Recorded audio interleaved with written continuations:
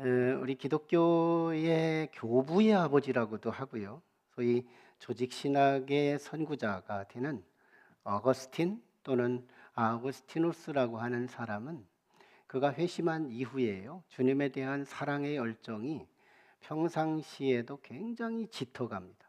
주님 보고 싶어해요. 그렇게 주님을 사랑한 나머지 잠이 들었는데요. 꿈에 주님이 나타나요. 여러분 꿈속에 주님 나타나는 분 있어요? 그 정도 되면 살아있을 때의 여러분의 의식이 주님에 대한 집중력을 증명하는 것이기도 해요. 꿈속에 주님이 나타난다. 대단하잖아요. 네, 아우구스티누스에게 나타난 그 주님은 어거스틴에게 이렇게 말합니다. 어거스틴아, 내가 너한테 무슨 은혜를 줄까? 어거스틴은 이렇게 대답해요. 주님, 나 아무것도 필요치 않아요. 오직 필요하다면 주님 당신이 나와 함께 했으면 좋겠어요. 꿈속에서도요. 이게 일상에 준비된 가슴만 꿈에서 말할 수 있는 거죠. 아마 참 그가 성자의 반열에까지 오르기까지는 아마 예수님에 대한 남다른 집중력 그것에 있지 않았을까? 그거 얼마든지 우리는 생각해 볼 수 있습니다. 오늘 말씀은요, 사람이 사람에게 집중할 건가 아니면 하나님께 집중할 것인가? 과연 진정한 사람다움의 길이 어디서 시작될 것인가? 사람에게 희망할 것인가? 그리스도께 희망할 것인가? 이 부분을 생각하게 하는 그런 말씀입니다. 지난 시간에 우리가 말씀을 나눴을 때 예수님께서 겟세마네 동산에서 체포를 당하는데요. 체포당하는 자가 체포를 하는 사람보다 더 당당해요. 의연해요. 어쩌면 그렇게 체포하는 사람 가슴을 가지고 있을까? 우리는 그 원인을 예수님의 계시자로서의 지식에 두고 있었어요. 우리가 정말 신앙생활하면서 성령 안에서 말씀을 읽고 성령 안에서 말씀을 들을 때 이 지식은요, 잃어버리는 안개가 되는 게 아니라 시의적절히 우리가 약할 그때에 거기에 적절한 말씀이 생각나게 하셔서 그 말씀이 나를 이끌어가도록 인도하신다는 점이에요. 예수님은 실제 아버지의 뜻에 대해서 민감했습니다.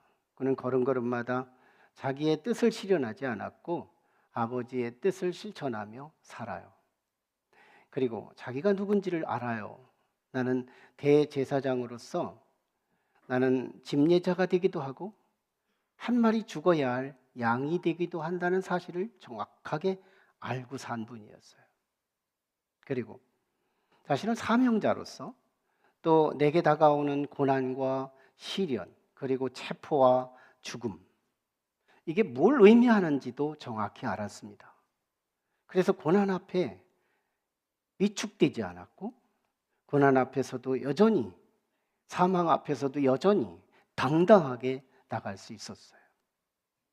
오늘날 일반 사회에서도 웰다잉 운동을 하고 있어요. 99세까지 잘 살다가 2, 3, 4일 앓다가 죽는 거 이게 웰다잉이라고 착각하고 있지만 실제 성경이 말하는 웰다잉은 웰리빙에 근거한다고 말씀했어요. 웰리빙, 잘 사는 자, 살았을 때 당당하게 어떤 삶에도 꿀리지 않고 주님, 하나님의 아들답게 하나님의 자녀답게 당당하게 살아가고 맞설 수 있는 삶 웰리빙, 그 사람만이 웰다잉 할 수 있다. 예수님은 이제 죽음이 가까워 오고 있었어요. 그는 이제 체포가 시작되고 모진 순환이 따라오고 결국은 순환의 극치인 십자가의 죽음이 기다리고 있었어요. 그 과정에서 얼마나 위축되지 않고 당당하게 십자가 위에서도 자유한 몸들을 향해서 중보기도 하시는 예수 그리스도의 위대한 죽음은 정말 인류 역사의 유일한 웰다잉의 주인공이 됩니다. 오늘 우리는 예수 그리스도와 성령 안에서 연대하고 그분의 지식 안에서 우리의 고난, 수시로 찾아오는 고난 그게 뭔지 그리고 한 번쯤은 다가올 그 죽음이 뭔지 그 앞에서 의연하게 그리스도처럼 죽어갈 수 있고 그리스도처럼 고난을 대처할 수 있는 하나님의 사람들이 되어야 할 줄로 믿습니다. 이제 오늘 이어지는 이 말씀은요, 예수님께서 마침내 체포를 당하시고 이제 제사장 안나스에게로 인도를 받습니다. 그래서 거기서 신문을 받고 예리한 질문을 받고요, 그리고 안나스의 사위가 되면서 현직 대제사장이고 산헤드린 공회 의장이 되는 가야바에게 가서 요식 절차를 살짝 밟고, 그 다음에 빌라도, 로마의 총독 빌라도에게 가서 이 사법부의 재판을 받기 직전까지를 오늘 본문은 다루고 있어요. 그런데요, 오늘 본문은 예수님에 대한 그 이야기가 전개되면서 아주 의도적이고 의미론적으로 오늘 이야기 하나가 더 섞여지는데요, 사도 요한의 의도 그리고 하나님 아버지의 귀하신 뜻이 담겨 있는 구조입니다. 구조적 메시지가 있다는 거예요. 자, 오늘 본문은 적어도 4가지 단락으로 2가지 이야기가 적어도 교차되고 병행되고 있다는 점이에요. 특별히 오늘 12절로 14절까지가 한 단락, 그리고 15절로 18절까지가 2번째 단락, 19절로 24절까지가 3번째 단락, 25절로 27절까지가 4번째 단락이에요. 그런데 이 단락 속에 4가지 이야기가 이 4가지 단락 속에 2가지 이야기가 흐르는데요. 가장 먼저 예수 그리스도의 이야기, 그리고 베드로의 이야기. 가장 먼저 예수님이 안나스에게 인도받아요. 그리고 바로 뭔 얘기가 나오느냐면 베드로가 이 제사장의 문지기 여성에게 예수를 부인하는 사건이 바로 이어져요. 그리고 다시 안나스에게 신문을 당하는 이 얘기가 이어져요. 3번째 단락에. 마지막에 다시 베드로가 또 2번씩이나 예수를 부인하고 마지막에 다구름 소리를 통해서 베드로가 회심하고 깨닫고 통곡하며 회개하는 기사가 나옵니다.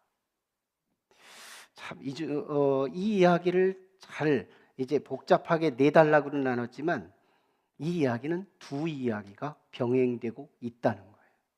우리는 나누어서 생각해 볼 필요가 있어요. 먼저 예수님에 대한 이야기예요. 예수님은 이제 체포되고요, 안나스에게로 들어가서 신문을 당하되 아주 예리한 질문을 받습니다. 그리고 그 사위된 가야바 제사장에게 가서 신문을 당하고요. 그런데 이 2 제사장이 소개가 됩니다. 하나는 안나스, 또 하나는 가야바. 안나스와 가야바의 관계가 참 묘하죠. 이 둘의 관계는 장인과 사위의 관계예요. 그리고 직전 대제사장과 현직 대제사장의 관계예요. 안나스가 원로 대제사장이라면 가야바는 현직 대제사장이 됩니다. 그리고 안나스가 과거에 산헤드린 공의회, 이스라엘의 국회급 되는 의장이었다면 자신의 의장직을 사위인 가야바에게 또 맡겨요. 그러니까 일가 관계인데요, 여기서 안나스는 그때 당시의 대제사장으로서 무소불위한 권력자였습니다. 실제의 실력가였어요. 대단한 권세를 가지고 사람을 죽이고 살릴 수 있는 그런 권한을 가진 사람이었죠. 이분에게 신문을 받는 거예요. 그리고 가야바는 어떤 사람일까요? 한번 예수님이 인기가 유대 땅에 막 가득한 적이 있었어요. 그러자 온 천지가 다 예수 믿는 사람처럼 보일 때가 있을 때 산헤드린 공회에서 굉장한 혼란을 갖게 됩니다. 그때 가야바 대제사장이 굿 아이디어를 내요. 저들의 불안과 혼란을 초래한 저들의 문제를 일거이 해결해버리는 아주 탁월한 아이디어를 제출합니다. 왜 예수 때문에 그렇게 혼란스럽습니까? 왜 예수 때문에 그렇게 골치 아파합니까? 우리 예수 하나만 죽이면 다 해결되는 거 아니에요. 예수 하나만 없애면 이 혼란 모든 거 다 종식되는 거 아니에요. 그거 얘기하자요. 굿아이디어. 사내들인 공예는 질서가 정연해져요. 맞다, 맞아. 예수 하나 죽이면 끝나는 거구나. 그 정도로 예수님에 대해 잔인한 대제사장이었어요.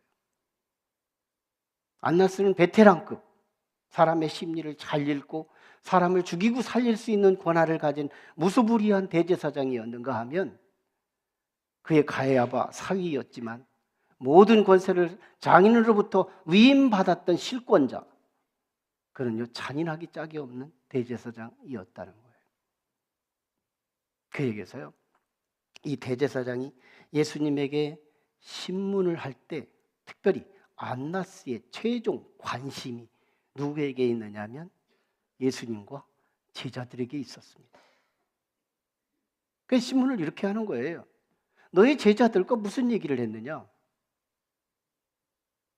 지금 안나스의 목표가 뭐냐면 예수님은 내란 수괴자로, 예수님의 제자들은 내란 공모자로 고발거리를 찾아서 로마의 사법부인 바로 빌라도에게 고발하기 위함이에요. 그래서 함께 싸잡아서 예수와 그 제자들을 싸잡아서 함께 십자가형에 몰기 위해서 지금 신문을 하고 있는 거예요. 이거 예수님이요 지혜자, 예수께서 간파합니다. 사람의 마음을 뚫고 보시죠. 우리의 마음도 지금 다 뚫어보고 계시는 거예요. 그 주께서요 이 안나스의 마음을 뚫어보는 거예요. 그리고요 주님이 그 순환의 현장에서, 그 신문의 현장에서 이렇게 변호합니다. 나는요 언제나 가르침이 공개적이었습니다. 나는 비밀리 소수에게 어떤 교육을 따로 한 게 아니고 성전에서, 회당에서, 사람들이 많은 곳에서 나의 가르침은 누구에게나 똑같은 말씀을 했습니다. 누구든지 유대인이라면, 그리고 나한테 설교를 들은 사람이라면 누구든지 증인으로 내세워서 이 자리에 와서 증거를 한번 들어보십시오.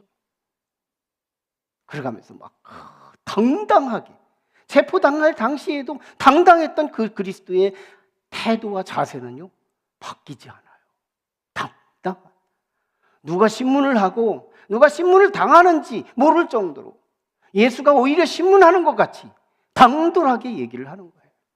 이때요 대제사장 안나스의 종이었던 그가 과잉 충성을 합니다. 예수님에게 다가가서요 손으로 막 귀싸대기를 치는 거예요. 손으로 치는 거예요. 1세기 당시 요세푸스라는 역사가가 유대인들의 기본 정서를 소개하는데요 이렇게 소개합니다. 사람이 채찍을 해가지고 채찍으로 사람을 때리면 이 채찍에 사랑이 묻어 있다는 걸 인식하게 되어 있대요. 그런데 이 채찍을 내려놓고 내 손으로 직접 때린다. 이건 잔인하다는 거예요. 그렇게 해서 구타를 당하는 사람들에게는 가장 인간으로서 모멸감과 치욕감을 느낀다는 거예요. 이게 유대인 정서였어요. 이건 우리도 마찬가지일걸요. 예수님이 그렇게 홀대를 당하고 그렇게 엄청난 고난을 당한 거예요. 수모를 당한 거예요. 그때 우리 주님이요 이렇게 대답합니다. 내가 틀린 말을 했으면 그걸 증명할 것이고 내가 옳은 말을 했다면 왜 때리느냐고. 너무 합당한 말이잖아요. 그래서 안나스는요 말싸움을 해도 찾아낼 게 없다 하고요 바로 빌라도에게 송치하는, 다음 주에 나오는 송치 기사가 나오는 거예요. 한마디로 뭘 말하느냐면 안나스의 신문은 헛수고했다는 거예요. 새벽 1시부터 아침까지 그렇게 매달려 신문을 했는데도 예수님에게서 공모의 기사를 발견을 못합니다. 헛수고. 이게 인간의 헛수고였다는 점이에요. 두 번째 이야기. 예수님 이야기 조금, 베드로 이야기 조금, 다시 예수님 이야기 다시, 그리고 베드로 이야기로 종결짓는 이야기. 베드로의 이야기입니다. 베드로가 누굴까요? 그는 이 성만찬 자리에서 예수님을 향하여 자신의 의지를 자랑하던 사람이었어요. 호언장담. 내 눈에 흙이 들어가도 주님은 내가 살아있는 채로는 죽을 수 없습니다. 굉장히 예수님으로부터 인정받고 싶은 발언을 했죠. 그때 책망을 받았지만요, 베드로요, 실제 그 의지는 체포당할 때까지도 유지됐어요. 작심삼일하는 것이 일반적인 사람들인데 베드로는요, 그날 이후로 며칠이 지나도요 작심삼일이 아닌 거예요. 인격적이에요. 책임감이 넘쳐요. 자기의 말을 지키는 자예요. 그 많은 군대들, 그리고 체포조들, 그 많은 삼엄한 원수들이 즐비하게 사망의 음침한 골짜기처럼 즐비하게 서 있는 그 자리에서 과도칼 같은 조그마한 칼 가지고 말구의 귀를 잘라내면 무슨 승부를 볼 것이 뻔하게 없는 걸 알면서도 베드로는요, 죽을 걸 뻔히 알면서 죽기로 작정하는 거예요. 대단하죠. 그런데 베드로가 무너지기 시작한 때가 있었어요. 예수님이 힘없이 체포되는 거예요. 그리고 자기를 위해서 뭔가 일할 수 없다고 생각했을 그때 베드로는요, 의지가 무너져요. 생각이 무너져요. 약속이 무너져요. 책임감이 무너져요. 와그르르 무너져요. 그래서 베드로는요, 그 대제사장의 출입구 문지기 여성, 비천한 여성 앞에서요, 나는 아니라고, 나 예수 따라다닌 사람 아니라고, 대제사장 뜰에서 숯불 모닥불을 켜놨을 때요, 그 사람들 중에서 너도 한 당 아니냐고 이렇게 질문을 받았을 때 난 같은 당 아니라고, 난 예수가 누군지 모른다고. 말구의 귀에 친척되는 사람이 겟세마네 동산에서 같이 있었는데 그 자리에 너 거기 있었지 않았느냐고 증거를 제시할 때 난 예수 모른다고 더 강하게, 사복음, 이 공간복음서에 보면 아예 부인, 부정, 저주까지 해버린, 강도가 깊어야, 강도가 강해야 내 사실을 믿어줄 수 있다고 생각하기에 이쯤 되니까요, 베드로는 예수님보다 자기가 더 중요해졌어요. 예수님보다 자기가 더 중요해지는 의식, 이때가 가장 무너진 때라는 사실이에요. 오늘 우리 각자의 자리에서 내가 너무 소중하고 예수님이 약해지고 예수님이 소용없는 존재로 인식되고 있다면 아마 우리의 위치는 이 너무너무 낮은 단계로 무너져 있을지도 몰라요. 베드로의 초심, 예수님은 가장 최고이고 나와 세상은 간 곳 없고 오직 예수가 최고라고 했던 그 신앙에 충전된 그 시점, 그건 다 무너졌어요. 여러분, 여기서 우리는 오늘 본문의 비교의 메시지를 들어야 한다는 겁니다. 우리 인간은요, 베드로 누굴까요? 베드로는 12제자의 수장이에요. 그 많은 사람들 중에 제자로 뽑아 12이라는 완전 숫자 안에 탑이에요. 그는 누굴까요? 인간 중에서는 가장 비상하는 자, 인간 중에서는 가장 탑이 되는, 우리가 달리기를 한다고 할 때 레이스를 친다면 그는 위대한 레이서가 되고 있다는 거예요. 12제자는 이스라엘 민족의 대표요, 이스라엘 민족의 대표는 인류의 대표가 될 수 있다는 거예요.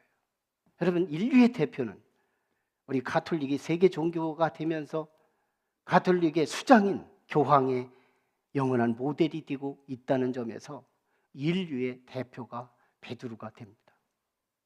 베드로는 누군데요? 의지가 대단한 사람. 베드로는 자기 말을 책임질 줄 아는 사람. 베드로는 정말 인간으로서 최고로 영적인 레이스를 잘하는 사람, 탁월한 사람. 이 사람을요, 예수 그리스도와 똑같은 날, 똑같은 환경에서 똑같이 영적인 레이스를 경주시켰다는 점이에요. 이게 사도 요한의 의도이며 성령 아버지 하나님께서 의도하신 메시지라는 거예요. 똑같은 환경이에요. 이 똑같은 환경에서 영적으로 누가 레이스를 종주하느냐? 여기서요, 사람이 중간쯤 있는 사람을 레이스 시켜서 그가 실패했다면 우리 할 말이 있어요. 영적으로 너무너무 약한 자를 거기다 레이스로 같이 경주를 시켰다면 우리 할 말이 많아요. 근데요, 영적으로 최고 의지가 강하고 예수님이라면 사죽을 못 쓰는 그 뜨거운 열정자 베드로를 예수 그리스도와 영적인 레이스로 경주를 시키고 있다는 점이에요. 그리고요, 베드로는 인간의 최고의 의식, 인간의 최고의 영성, 최고 인간으로서는 으뜸이 가는 그 사람이 삼엄한 현장 앞에서 의지가 무너지고 생각이 무너지고 믿음이 무너지고 모든 것이 와그르르 무너지며, 여기서 사도 요한과 성령께서 우리에게 말씀하는 그것은 인간은 누구도 희망할 수 없다는 거예요. 아무도 사람은 의지할 대상이 아니며 아무도 사람은 희망할 수 없다. 오직 예수 그리스도만 희망할 수 있다는 것, 이걸 지금 말씀하고 있는 거예요. 이 해석은요, 너무 정확한 거예요.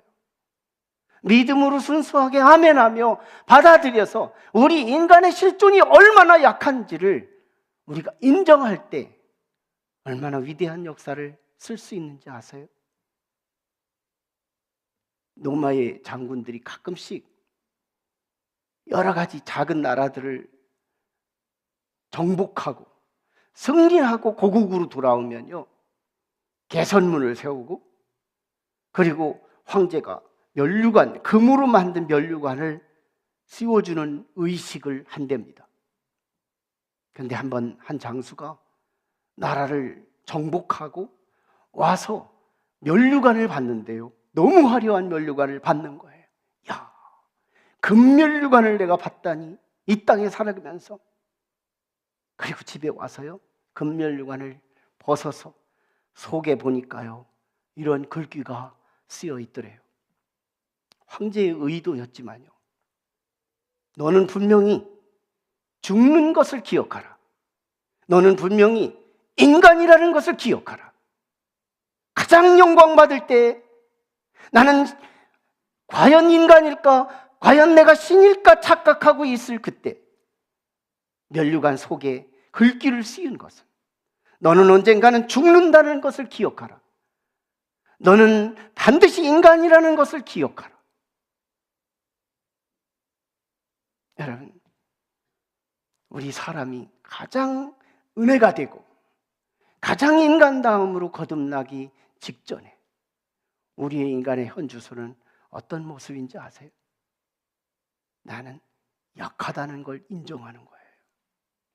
여러분, 내가 얼마나 약한 존재인지를 안다면 그때부터 은혜는 나를 중심으로 보이고 만나고 경험하게 될 것을 믿습니다. 원리를 보십시오. 높은 곳은 거기서 흐르는 모든 에너지가 아래로 흐릅니다. 고기압에서 저기압으로 흐릅니다. 고밀도에서 저밀도로 흐릅니다. 너무 뜨거운 열도에서 차가운 곳으로 에너지가 흐른다는 사실이에요. 나는 약합니다. 하나님, 나는 정말로 약합니다. 나는 너무너무 연약합니다. 이걸 인정할 때 오늘 우리는 은혜가 시작된다는 사실이에요. 17, 18세기에 우리 인류에는 놀라운 사상 하나가 자리 잡습니다. 유럽을 통해서 태동되고 전 세계를 강타한 계몽주의가 시작되는데요, 17, 18세기 전성기를 이루다 19세기에 와서 꽃이 피워져요. 19세기의 문학을 보면 노래, 미술, 예능, 모든 내용들을 잘 보면 인간은 위대하다, 인간은 대단하다. 고층 빌딩을 보고 비행기들이 날아다니며 정말 위대한 인간의 자산들을 들여다보며 인간은 어느 만큼 위대할까? 혹시 인간은 육화된 신들이 아닐까? 이걸 착각하던 시기가 19세기 말이었습니다. 대단한 줄 알았죠. 그러다 20세기 초엽에 두 번의 세계대전을 치르게 돼요. 1차 세계대전, 2차 세계대전을 치르면서 사람들은요, 사람한테 다시 실망하기 시작해요. 뭐야? 자가당착에 빠졌다. 우리는 과학과 이성, 이거면 유토피아를 만든 줄 알았는데, 과학과 이성이면 인간이 신적 수위까지 올라갈 수 있다고 생각했는데, 사람들이 발전하면 발전할수록 이것이 유토피아를 만드는 것이 아니라 오히려 많은 사람들을 살상하고 많은 사람들의 비극을 만드는 원인이 됐다고 하면서요, 20세기 초엽에요, 새로운 사조가 시작돼요. 가장 먼저 신학계에서 나타납니다. 자유주의 신학자들이 보수주의 신학으로 이동되면서 신정통주의, 칼바르트를 중심으로 이 신학의 정서가 바뀌어지기 시작해요. 그러면서요, 부흥운동이 20세기 초엽부터 세계 기독교가 확산되며 부흥이 일어나는 거예요. 역사 속에 개입하신 하나님의 위대하신 작품이기도 하지만요, 역사에서 가르쳐 주시는 교훈이 얼마나 위대한지 아세요? 인간은 약한 줄을 아는 데부터 시작되는 거래요. 오늘 우리가 하나님의 은혜가 없다고, 나는 왜 기록된 성경의 말씀이 내게 눈으로 안 보이느냐고, 왜 기록된 말씀이 성취가 없느냐고 우리가 갈망하지만요, 그 은혜가 임할 때는 나의 약함을 인정할 때부터 시작된다는 거예요. 약함, 인간의 약한 실존.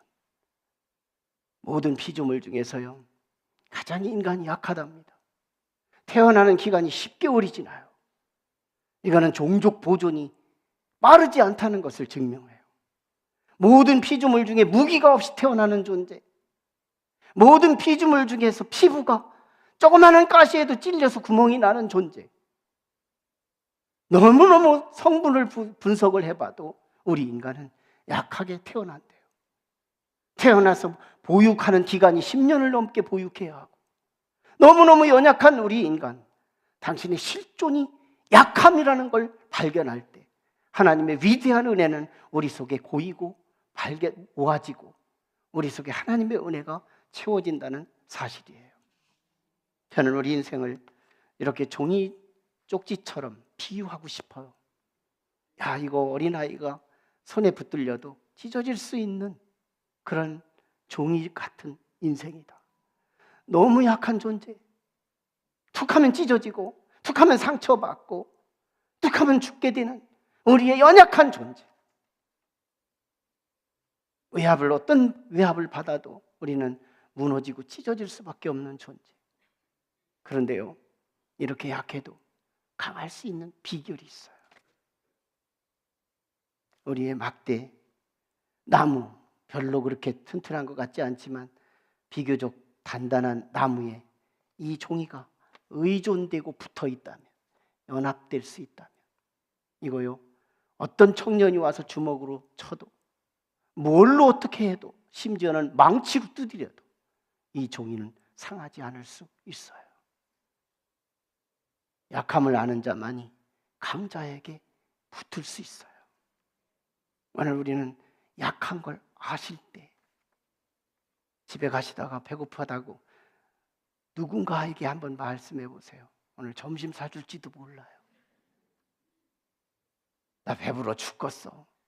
피자 하나도 안 사줘요. 여유가 있고 배부르고 힘 있는 척 한다면 하나님의 은혜는 저 멀리에 계실 거예요. 그런데 난 약해요, 주님. 난 이것이 약하고요, 난 저것이 약해요. 약할 그때에 곧 강함이라. 연약한 이 몸뚱이, 종이 같은 이 인생, 강하신 예수 그리스도께 달싹 달라붙어서 우리의 남은 인생을 살아가실 때 우리는 정말 그리스도께서 죽음 앞에서도 당당하고 신문 앞에서도 의연했던 그리스도의 웰다잉은 역시 내 것이 될 줄로 믿습니다. 인생의 끝자락에서 가장 멋진 웰다잉을 보이신 예수 그리스도가 우리의 길이요, 진리요, 생명이심을 믿습니다. 기도하시죠. 우리 함께 같이 기도할 때 하나님